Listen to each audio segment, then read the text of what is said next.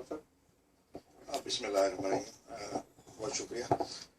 میں قادری صاحب کی بات سے ہی شروع کرتا ہوں۔ انہوں نے کلو مجھے دے دیا ہے۔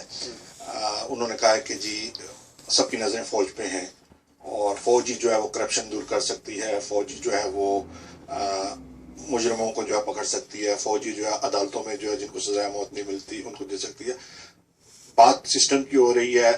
اگر فوج نے ہی سب کچھ کرنا ہے تو پھر آپ کو سیاستدانوں کی کیا ضرورت ہے؟ سب سیاستدانوں کو آپ کہیں کہ بھائی تم لوگ جاؤ گھر پہ، الیکشن کروانے کی کیا ضرورت ہے؟ پھر تو ایک فوجی سسٹم بنا دیں جیسے صدام حسین نے کیا ہوا تھا عراق میں، کہ فوجی بیٹھا تھا اور سارے یونیفارم والے اس کے وزیر بیٹھے ہوتے تھے۔ ٹھیک ہے، ہمیں ایک سسٹم کی ضرورت ہے، ہمارے پاس سسٹم ہے۔ فوج جو ہے ہماری سرحدوں کی حفاظت کرنے کے لیے، فوج ہماری اس لیے نہیں ہے کہ وہ جا کے یہ دیکھے کہ جی کس بجلی کا میٹر جو ہے کون بجلی کا بل پے نہیں کر رہا، فوج اس کو پکڑ لے۔ فوج جا کے دیکھے جی جج جو ہے وہ سزائے موت نہیں دے رہے تو فوج جا کے اس کو پکڑ لے۔ نہیں سر، فوج جو ہے وہ ہمارے ملک کے دفاع کے لیے ہے اور فوج کا کام ہے دفاع کرنا۔ ہمیں فخر ہے اپنی فوج پہ کہ ہماری فوج جو ہے بہادر ہے، اچھی ہے۔ ٹھیک ہے، اب یہ کہ ہمارے ملک میں اتفاقات بہت ہوتے ہیں۔ اب دیکھ لیں جیسے پاکستان بنا ہے، اب سسٹم وہیں سے خراب ہونا شروع ہوا ہے جب ہمارا پاکستان بنا ہے۔ پاکستان تو دیکھیں قائد اعظم محمد علی جناح نے اور ان کی بہن نے اپنی پوری جوانی جو ہے وہ انہوں نے پاکستان کے لیے وقف کر دی، جوانی سے بڑھاپے تک بیچارے ہوئے۔ لیکن یہ کہ وہی قائد اعظم محمد علی جناح جب بیمار ہوتے ہیں تو اتفاق ہی ہوتا ہے کہ راستے میں جو ایمبولینس خراب ہو جاتی ہے، ان کا انتقال ہو جاتا ہے۔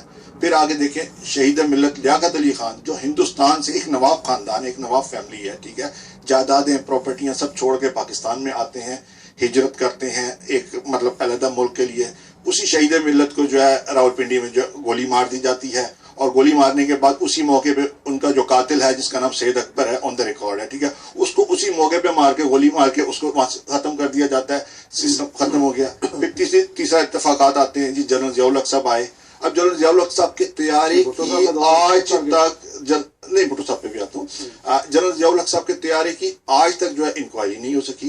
دیکھیں پورا جی ایچ کیو تھا، ہمارے جنرل تھے، کرنل تھے، کیپٹن تھے، میجر تھے، وہ بیچارے سب کے سب شہید کر دیے گئے۔ کس نے کیا، کیسے کیا، کون کیا، کوئی پتہ نہیں۔ ٹھیک ہے، معذرت چاہتا ہوں میں بھٹو صاحب کا جو ہے، بھٹو صاحب دیکھیں، اب بھٹو صاحب آئے ہیں، اب بھٹو صاحب کا ایک بہت بڑا اہم رول ہے پاکستان کی سیاست کے اندر، جمہوریت کے اندر۔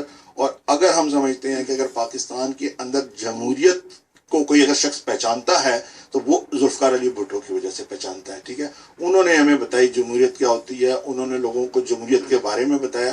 لیکن آپ یہ دیکھیں، یہ وہی ذوالفقار علی بھٹو ہیں جو یہ چاہتے تھے کہ تمام عرب ممالک کی جو دولت ہے وہ پاکستان میں لا کے اکٹھی کی جائے اور پاکستان کو اسلام کا قلعہ بنایا دیا جائے، جس میں شاہ فیصل ان کے ساتھ ایگری تھے، جس میں یاسر عرفات ان کے ساتھ ایگری تھے، جس میں ان کے ساتھ چند اور لوگ بھی ایگری تھے۔ لیکن ایک ایک کو کر کے سب کو ختم کر دیا جاتا ہے اور بھٹو صاحب کو بھی ختم کر دیا جاتا ہے۔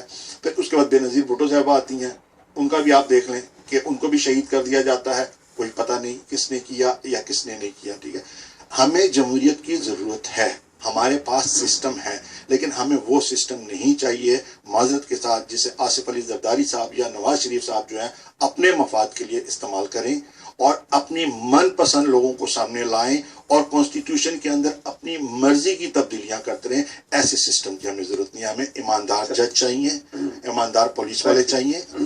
میجر صاحب آپ اس پہ ذرا اپنا سے سارے کام کرتے رہے یا ہماری اوقات اتنی نہیں تھی کہ ہم کچھ ایک قوم بن سکیں؟ پاکستان کو چلانے کے لیے جمہوریت کی بہت سخت ضرورت ہے، ڈیموکریسی، اس کے علاوہ ہمارے پاس کوئی اور راستہ نہیں ہے، کیونکہ ہم نے جنرل سکندر مرزا سے لے کے اور جنرل مشرف تک کی ڈیموکریسی دیکھ لی ہے، سوری یہ ڈکٹرشپ دیکھ لی ہم نے۔ ٹھیک ہے، تو مطلب وہ کیونکہ ڈیموکریسی اسی طرح ہوتی ہے کہ جتنے وہ سیاستدان ان کے ساتھ مل جاتے ہیں پھر کچھ عرصے بعد وہی سیاستدان اس کو اٹھا کے باہر پھینک دیتے ہیں اور پھر وہ ایک پولیٹیکل لیڈر آ جاتا ہے، پھر اس بعد میں اس پولیٹیکل لیڈر کو پھینکتے ہیں، پھر کوئی ڈکٹیٹر آ جاتا ہے۔ ٹھیک ہے، اب جو تاریخ کی آپ نے بات کی ہے، تاریخ یہ ہے کہ جب سے پاکستان بنا ہے اس وقت سے یہ ہے کہ ہماری جو پاکستان کی کہتے ہیں نا جو رگیں ہیں، رگوں کے اندر ایسے لوگ گھس گئے ہیں جن کو آپ اسلامک ایکسٹریمسٹ کہہ سکتے ہو۔ ٹھیک ہے، اب ہمارے یہاں بہت زیادہ خوف ہوتا ہے، خوف اس طرح کا ہے کہ آپ دیکھ لیں جیسے گورنر ہے وہ سلمان تاثیر صاحب، ان کو ایک بندے نے پولیس والے گارڈ نے ان کو گولی مار دی ہے، ٹھیک ہے،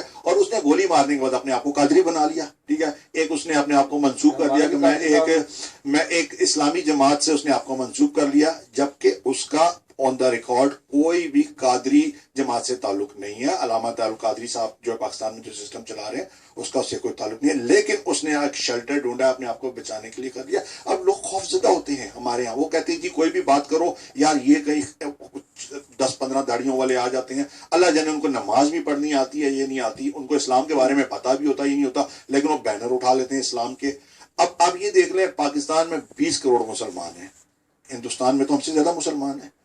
कहीं भी दुनिया में आप देखें, इंग्लैंड हो, अमेरिका हो या पाकिस्तान में कहीं भी दहशत गर्दी का वाकया हो, पाकिस्तानी या तो वो पाकिस्तानी होता है या ब्रिटिश बोर्न पाकिस्तानी होता है या जो भी होता है, ठीक है। आज तक मैंने नहीं सुना कि कोई इंडियन मुसलमान उसमें शामिल था, या हिंदुस्तान का कोई दिल्ली का या लखनऊ का या आगरे का कोई मुसलमान लड़का जो है दहशत गर्दी में नहीं था।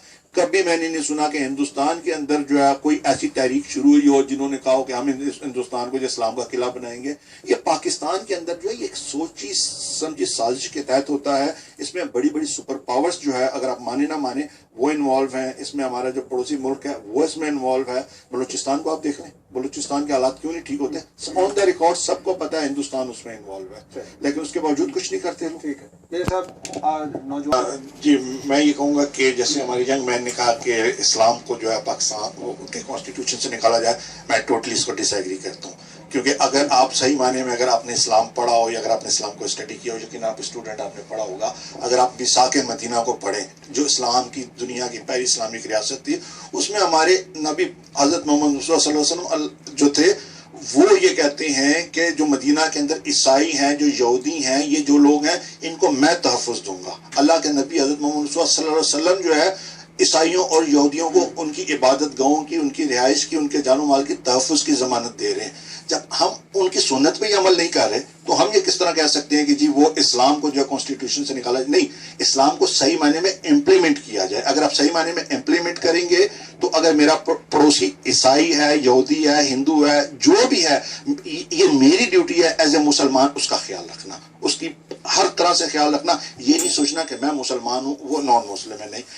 सिर्फ प्रॉब्लम ये है कि इस्लाम को जो गलत तरीके से बताया जा रहा है। जैसे वो मैं एग्री हूँ कि सऊदी अरब वाला स्टाइल जो जिस तरह बताया जा रहा है, ठीक है, मैं इससे बिल्कुल एग्री हूँ कि इस तरीके से मतलब एक लोगों के जहन में वो स्टाइल डाला जा रहा है कि जी सऊदी अरब वाला स्टाइल नहीं। हमें वो स्टाइल अपनाना चाहिए जो हदीस है, जो कुरान पाक है, कि किसी एक इंसान को अल्लाह ताला कुरान पाक में कहता है कि अगर किसी एक इंसान का आपने कत्ल किया तो पूरी इंसानियत का आपने कत्ल किया। ये तो इस्लाम बता रहा है। आगे आगे क्या करना, क्या है? जी, आगे करना ये है, आप बाकी क्या करेंगे? अब ये है कि अगर पाकिस्तान को अगर आप समझते हैं कि पाकिस्तान को अगर आपने आगे सही सिस्टम में चलाना है तो देखिए, चलाने के लिए कानून जिसे कहते हैं रूल ऑफ लॉ पाकिस्तान में बहुत जरूरी है, जो कि पाकिस्तान में कहीं नजर नहीं आता। जस्टिस सिस्टम को हमें स्ट्रॉन्ग करना होगा।